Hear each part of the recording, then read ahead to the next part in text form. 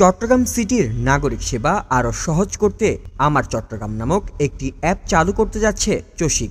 রবিবার সাংবাদিকদের সঙ্গে মতবিনিময় সভায় city mayor doctor Sadat Hossain জানান, এই অ্যাপের মাধ্যমে নাগরিকরা তাৎক্ষণিকভাবে তাদের সমস্যার তথ্য পাঠাতে পারবেন চসিককে। তিনি আরও বলেন, বর্ষা শেষে দ্রুত সড়ক সংস্কারের কাজ শুরু হবে। জলাবদ্ধতা নিরসনে চলমান প্রকল্পের সুফল 1 বছরের মধ্যেই মিলবে বলেও আশা প্রকাশ করেন তিনি।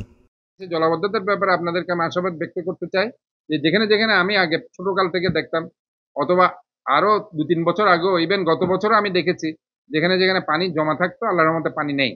কারণ আমি পুরা এরিয়াটা আমি ঘুরে আসছি। তো এটা একটা আশাবাদ আমরা ব্যক্ত করছি যে কন্টিনিউয়াস আমাদের যে খাল সংস্কার, নালা পরিষ্কার, এগুলোর কারণে সেটা হচ্ছে।